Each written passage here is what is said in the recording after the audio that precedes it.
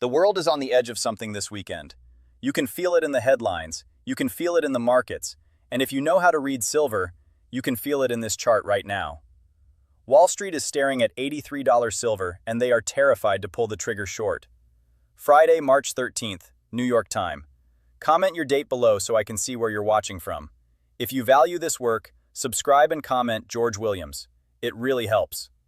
Let's talk about what is actually happening right now, because most people watching the news this weekend have no idea that one of the most important financial signals on the planet is flashing right in front of them.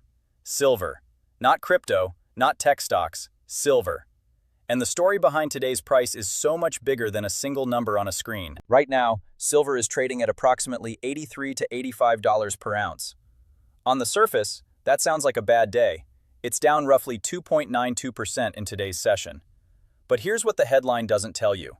12 months ago, in January 2025, silver was sitting at $31 an ounce. You do that math and you're looking at a metal that has moved nearly 180% in just over a year. So when you hear, silver is down today, understand what that actually means. It means a metal that has nearly tripled in price is taking a breath. It is not collapsing, it is consolidating. And the people who are short this market right now, the traders who are betting silver goes lower, are sitting on one of the most dangerous positions in the commodity space. Because they know what happened the last time someone thought they had silver cornered. January 29th, 2026. Silver hit $121.67 per ounce, an all-time high. And then, in the span of about 7 days, it fell off a cliff. By early February, it had crashed to $70, a 40% wipeout in less than 2 weeks. Now, if you weren't watching this market in real time, that sounds like a disaster. And for people who bought at the top, it was painful. But here's what actually happened during that crash, and why it matters so much for where we are today. When silver hit $121, the profit-taking was inevitable.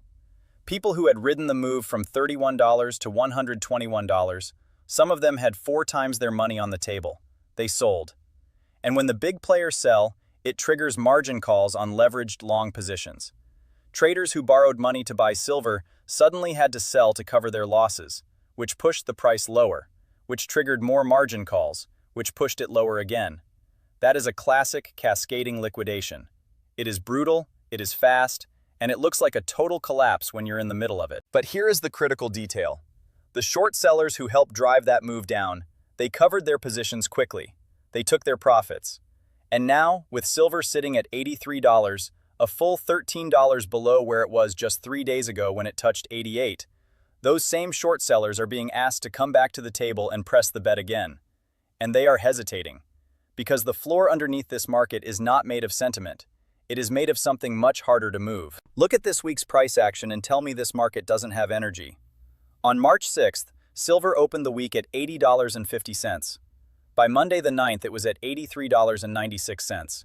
By Tuesday the 10th, it had surged to $88.38, a $4.42 single-day move that caught a lot of people off guard. Then it pulled back.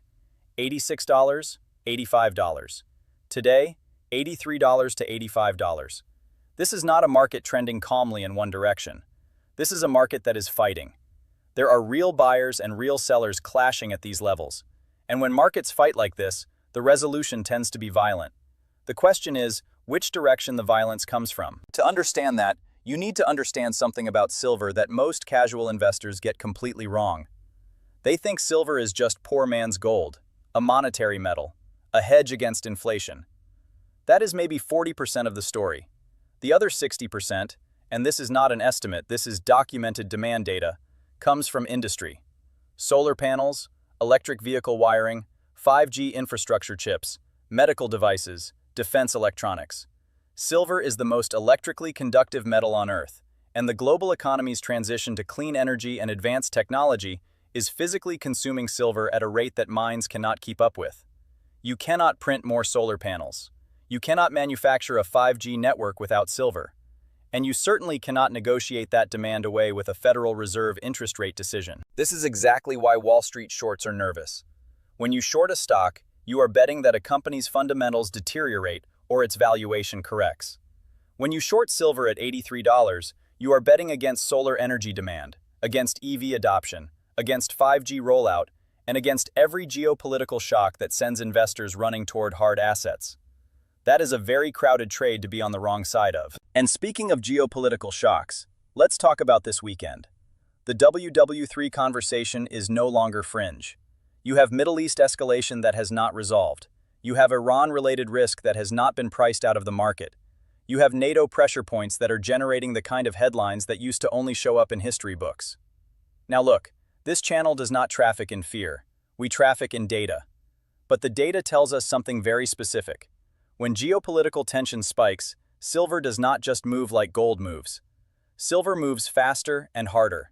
Because it has that dual identity, safe haven metal and critical industrial input. In a real conflict scenario, both sides of that demand equation activate simultaneously. Investors buy it as protection. Governments and manufacturers hoard it for strategic use. That combination creates price moves that are genuinely hard to fade. Now let's zoom out to the ratio, because this is something that sophisticated precious metals investors watch constantly, and retail investors almost never think about. The gold to silver ratio right now is approximately 59-1. That means it takes 59 ounces of silver to buy 1 ounce of gold. Historically, that ratio has averaged between 40 and 60-1. We are sitting right at the top of the historical range. Now here is where it gets interesting. If gold holds its current price level, which it has shown every indication of doing given the macro environment, and the ratio compresses back down toward 40-1, which is the lower end of its historical average, that implies silver at significantly higher prices than today. We are not talking about an extreme scenario. We are talking about a reversion to a ratio that has been considered normal for decades. The math on that compression is quietly one of the most powerful arguments for silver right now. JP Morgan, one of the most influential banks on Wall Street, has an average 2026 price target of $81 per ounce for silver. Here's the thing. Silver is already trading above that target. Right now, today. When a bank's annual forecast gets blown through before the year is even halfway done, one of two things happens. Either the metal corrects back down to meet the forecast, or the bank revises the forecast upward.